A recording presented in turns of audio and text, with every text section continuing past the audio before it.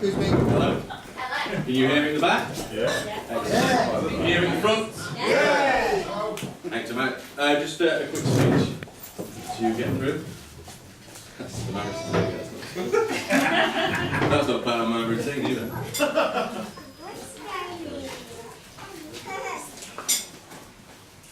This isn't the speech, this is just shouts. This is the things that I can and cannot do now that we're married. So thanks to everyone for turning up today to show myself and Charlotte your support. It's been a really quick day. It's gone in the blink of an eye. It's been amazing so far, and I hope you've all enjoyed yourselves. The whole planning the wedding business can be quite stressful and daunting, but it's been worth all the blood, sweat and tears. I think it really has. Thank you. And like most people, I didn't know where to start with writing this speech, so I decided just to go on the internet and I found loads of juicy stuff. I literally spent hours online until I remembered I should have been writing a speech, not watching all Groom matches or ripped up documentaries on YouTube. I'm going to start with Charlotte and I'm going to finish with Charlotte as well. Charlotte, thank you for agreeing to marry me. I love you very much and look forward to the rest of our lives together. I feel very lucky that Charlotte is beautiful, funny, kind, caring, and I would go on, but I can't quite read your writing on.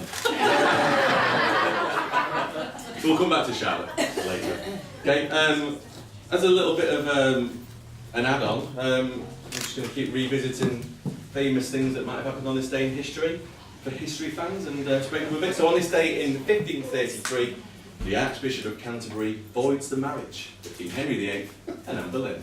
Oh yeah, it's a good day though. I remember it. Okay, so the first thank you is to Sharon. Give Sharon a round of applause. Thank you, Sharon, for giving birth and raising the most beautiful woman in the room today. Gemma, you look fantastic. I'm sure Sharon is very proud of you. Of course, you also raised Charlotte to be the woman she is today. Beautiful, kind, caring, and again, I can't quite read that next bit. And you've also brought Charlotte to be a great cook. Yeah, homemade lasagna is the second best I've ever tasted. Okay, we have got a gift for Sharon, which someone's going to bring now.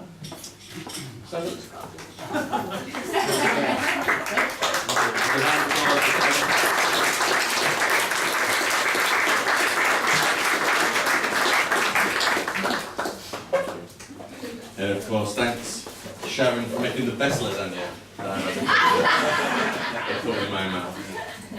Okay, on this day in 1959, 2 monkeys became the first living creatures to survive a space flight.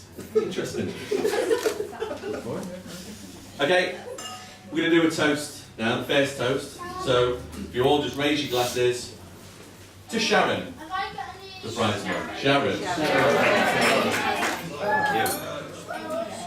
Okay, I'd like to thank my parents as well. Start with my mum. She's over. Maybe a round of applause for Kathleen.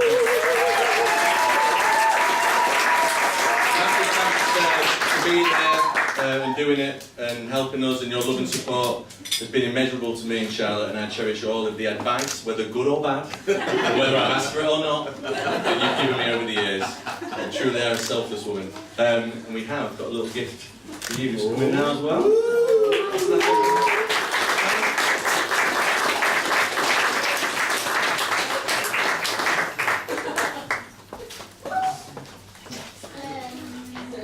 Also, let's have a round of applause for my dad, Michael Thundercliff, and my brother Paul Thundercliff.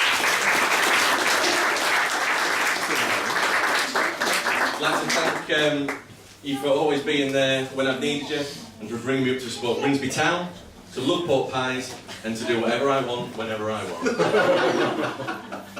Another toast, everyone. This time, we're toasting the Thundercliffs.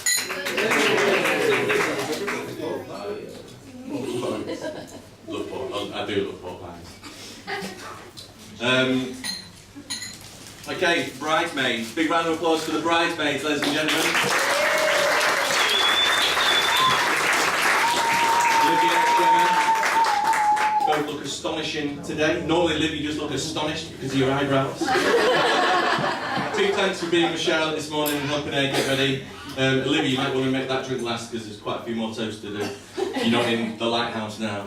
That's a nightclub. Okay, we've got some gifts for Olivia and Jem if you want to stand up to receive those gifts.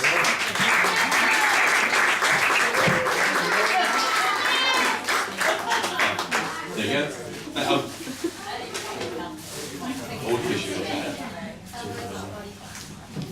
Okay, and now the biggest round of applause, please, for the Flower Girls. Yeah!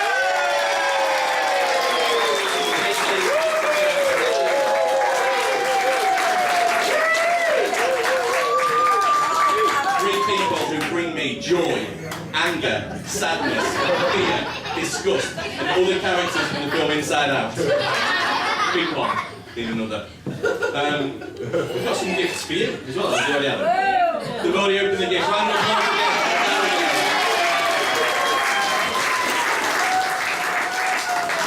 Another toast, please, to the bridesmaids and the Flower Girls. So hopefully you've all got some left. Right. Okay, big round of applause for James Neal, my best man. Absolutely massive thank you, James, from the bottom of my heart. James has helped me with one of the most important parts of the wedding, the stag do, of which I'm sure he'll comment more on. But all I will say is, I never realised how much of a good time you could have drinking nothing but soft drinks and getting into bed at a reasonable hour. It was a real eye-opener for me. It was fully enjoyable.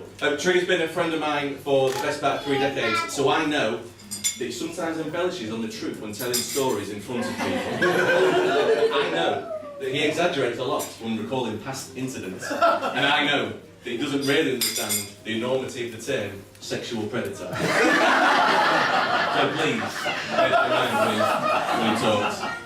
Okay, let's have a look at what was number 1 in the charts on this day over the years. A few that I've just picked out. 1975, it was Stand By Your Man by Tammy Wynette. Quite apt. 1991 was the Shoop Shoop song, It's In His Kiss by Cher. Interestingly though, if it was a month later, it would have been I Wanna Set You Up by Colour Me Bad, so it would have been better. In 1993, number 1 on this day was All She Wants Is Another Baby. All true, all true. Okay, we need to toast James Neal, the best man as well, so raise your glasses to the best man, Trigger. Okay, this is the serious bit then, Charlotte. When I first met Charlotte in O'Neill's 10 years ago, I was in a dark place. Just in the corner in the toilet. That wasn't working very well. But also a dark place emotionally. Don't get me wrong, I had a good year. We were going out with drinking with Trigger, Coxie Moose, and anyone else that would have come out, but I wasn't really a happy man. I tried to get Charlotte's number one night in O'Neill's, and due to being fantastically drunk and having big sausage thumbs, I put a number in wrong on my phone, so I missed the opportunity at the time being. Okay, I used to see Charlotte every now and then, out with Mary, and Carrie, and Kate. You weren't there, Amy, I don't know where you were. And looking back now, she clearly wasn't interested in me, and she told me since she thought I was a bit of a weirdo. So what changed? One word. MySpace. Charlotte didn't find my physical features and my in-the-flesh personality attractive, but she couldn't get enough of my made-up online persona. Ironic, I bet those of you who are friends with me on Facebook can't actually believe that someone would find my online personality attractive. But there was something in those self-deprecating MySpace quizzes that Charlotte found irresistible. It wasn't long before she was the one coming up to me in O'Neill's and flirting. Do you remember that? Taking my tie off and dancing. Cut to the chase. We went on some dates, ended up living together for 4 months. Fast forward 9 years and here we are now. Charlotte is everything I need. She is love. She gets mad, she gets upset, and she takes things to heart. But you know what? It's because she cares. I've never met anyone quite like Charlotte. If MySpace hadn't existed, I dread to think what would have become of me. I'm sure I would have found a girlfriend somewhere along the line. But, and this is important, I would never have found a wife. Charlotte, I love you. Yeah. One last toast, ladies and gentlemen, to Charlotte Thundercliff.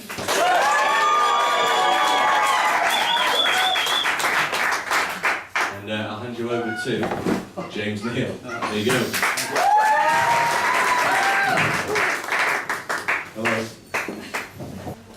In the early stages of this wedding, I believe he was going to try and go to New York. Yeah. But I think he was brought by like the gun crime and knife crime. Welcome to Scunthorpe, everybody. I feel safe. Good afternoon, ladies and gentlemen, and welcome. If there is anybody here who's feeling nervous, nauseous, or like they're stuck in a big black hole with no way out, you're either me right now, or you've just married James Thundercliff. I've known James more or less all my life, and we've been through a lot together. But we're not going to talk about those girls tonight. It's Charlotte's time to shine. At the back end of the 70s, Cat and Sue, friends, gave birth to two boys, both called him James, both had different coloured eyes. The freaky similarities all pointed towards us being friends throughout life. We met a few times over the years as youths, but it wasn't really until secondary school. Year 7 French, Mr. Phipps, his class, James burst in, drew a huge penis on the blackboard and walked out. I knew then we were destined to be friends forever. We spent our younger years playing football and tracky on the green and bully. A formidable doubles partnership, world class at times. But then again, our opposition were Fat Vinny, Elliot, Sally Mong was in goal. Yeah. But it was good on the green, they were good old days. I was Chris and Trigger then, and that is a burden I've had to carry for nearly 25 years. Throughout my friendship with James, I've done a lot of firsts with James. The first time I ever got punched by Luke Condon, I was with James. The first time I managed to convince Kangs that I was 18 on my 13th birthday and got saved from the Newly Brown, I was with James. My first snog, not with James, but with Emma Kasubi. James was there, sat right next to me, waiting patiently for his turn to spin the ball. We went to our first gig together in 1992, Erasure, Manchester Apollo. Two 13-year-old boys chaperoned by Paul Thundercliff, surrounded by hot, sweaty men in dungarees who were exceptionally friendly. He could have made a fortune that night. Our first altercation with the police we also shared together, when we decided as two skinny teenagers in 90s brightly coloured carpet coats that we would be able to successfully steal/borrow a game for Thunder's Sega Mega Drive from Woolworths. It ended in tears, Thunder got caught, grounded and banned from Woolworths for life. Thunder got grounded a lot over the years. But because of Pat and Sue's special relationship, I was allowed to see him during one of these times. And during one of these times, Pat allowed him to come to my house with Chris Marsh in tow. In a moment of artistic madness, Thunder agreed, I'll rephrase that, prompted us to shave his head using my dad's Remington beard trimmer and my mum's lady shave. I learned a lot that night. I learned a lot that my dad could sleep for anything. I learned that me and Chris Marsh were never going to be fathers. I learned Pat had a whole new level of crazy. Mick didn't really, Mick just sort of looked up and carried on watching Countdown.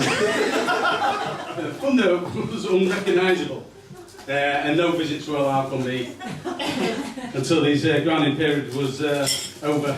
But on the plus side, he was allowed back in Woolworths. In our later teenage years, our attention turned from football, tracky to girls. Thunder always being grounded, it was hard to get out and meet said girls. So the pre-band days of Acid Monkey and South Parade, James always believed he had a voice for the radio, so we made tapes. Tapes for girls.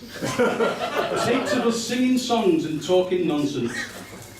And we gave them to the girls, and they were to mixed response. Mixed responses. You're not going to play one again? I think nowadays you've got Tinder, I think.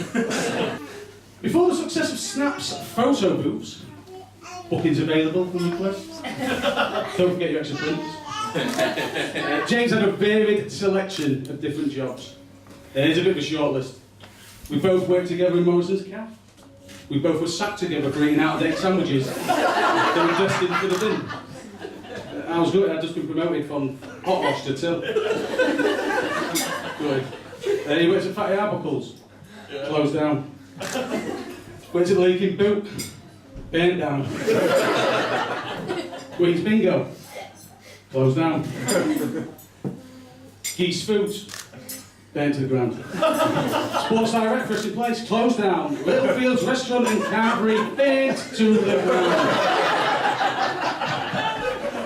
The list goes on and there's no denying there's a definite pattern. And Charlotte, with this in mind, I am worried about the future of snacks programs. Bookings available on request, events are available. Please do that. Please get 100 in. The second, because you run your business from home. So I've combined my concern with your wedding gift, which is just under the table. That's okay. It's a good quality one, this one. Cost me a fortune, there you go, Charlotte.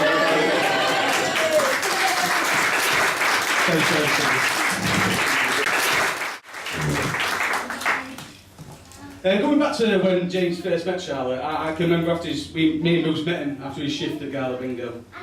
And he insisted he'd go into O'Neill's to meet this Charlotte. Yeah, O'Neill's, close down. He'd been stalking some bird called Charlotte on Facebook. I had my reservations about going there, to be fair, because some of the women that fun they'd be frequenting with were all of a certain age and only interested in one thing: free bingo. But to my surprise, when introduced to Charlotte, she was normal, attractive, and not the least bit interested in bingo. As time went on, Charlotte seemed to tamed the once wild James Thundercliffe, and they started their relationship together. Our own lives and work commitments mean it's harder for us to spend more time together now, and our main source of socialising is at children's birthday parties. In all fairness, the way you were going from there, I thought I was going to see you every week. I didn't know when it was going to stop. Everyone remembers that time Charlotte was pregnant for about 3 years. I've got one shout out. I'd just like to give the lads who came to Blackpool and the stag do a bit of a shout out. A sunny weekend in Blackpool, combined with a Grimsby Town away day. We booked a B&B on the back of a 5-star TripAdvisor review, which turns out the guy had just moved from war-torn Syria. Terrible, awful. A great weekend, guys. I know stag do's have a bit of bad reputation, so don't worry. I just want to give wives and girlfriends a bit of peace of mind. We didn't touch any girls.